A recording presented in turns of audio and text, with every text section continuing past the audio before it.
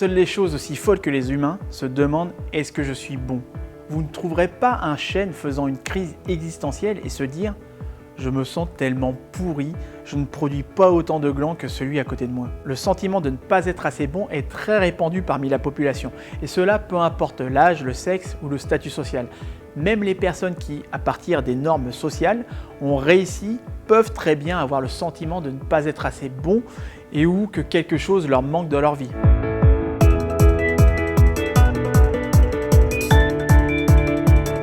Pendant une grande partie de ma vie, j'ai souffert de ce sentiment de ne pas être assez bon. Je me souviens quand j'ai intégré ma dernière boîte, j'ai été choqué de constater comme certains recrutés en même temps que moi étaient brillants.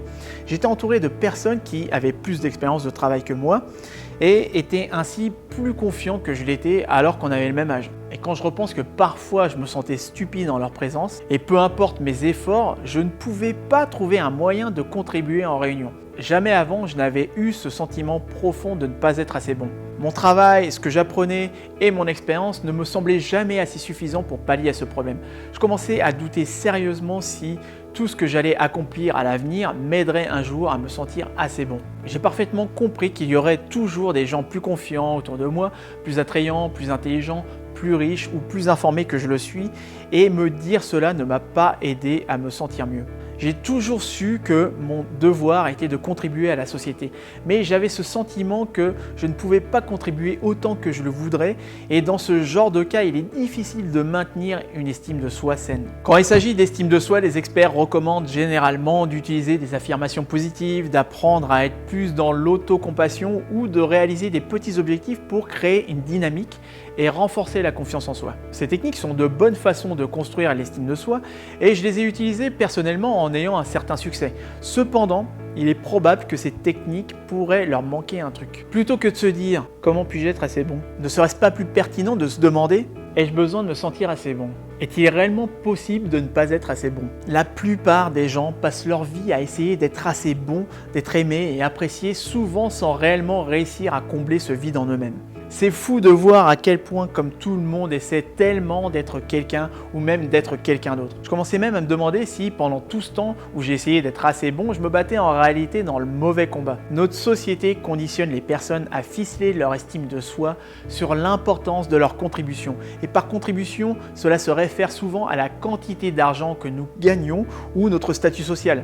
Et la société crée une dualité artificielle entre les gens qui réussissent et les autres.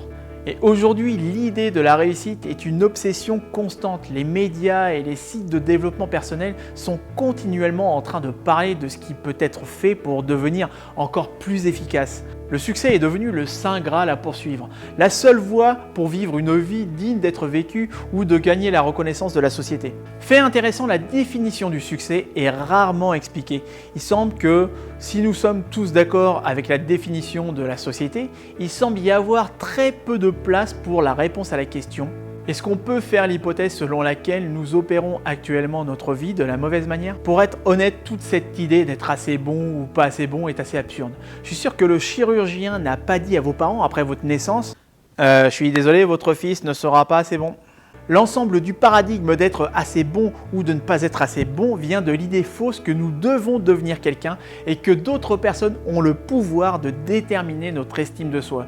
Et c'est le pur résultat ou produit d'un conditionnement social et non pas de la réalité. Il n'en a certainement pas été ainsi. Alors pourquoi ne pas se débarrasser de ce concept une bonne fois pour toutes en le classant comme non pertinent et de reconstruire notre vie sur une hypothèse plus saine? Vivre un échec total par rapport aux normes de la société ne fera jamais de vous un échec en tant qu'être humain. Ça ne fera jamais de vous un être fini. Rien ne peut vous transformer en une personne qui n'est pas assez bonne sans votre consentement, sans que vous puissiez cautionner l'hypothèse trompeuse que la société vous dicte.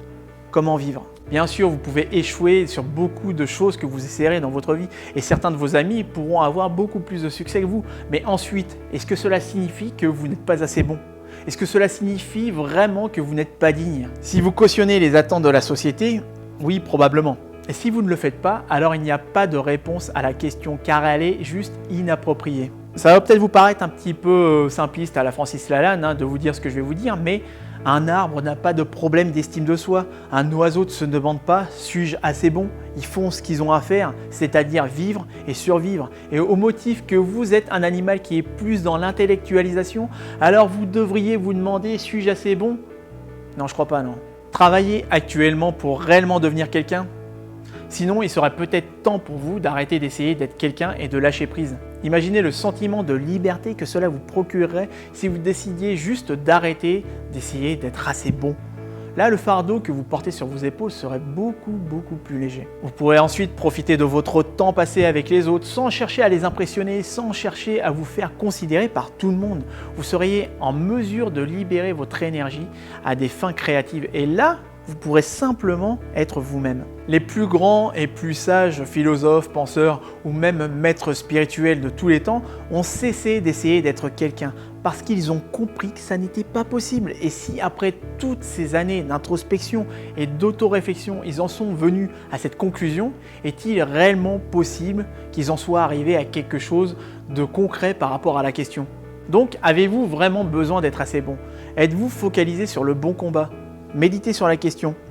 Peut-être que cela nécessitera un certain temps avant de changer votre ancienne conception, mais est-ce que cela ne vaut-il pas la peine d'essayer? Personnellement, j'ai fait le choix de ne plus gaspiller mon énergie et me battre sur le champ de bataille de la perfection, du « je ne suis pas assez bon » ou « je suis assez bon ». Je suis juste qui je suis et c'est plus que suffisant.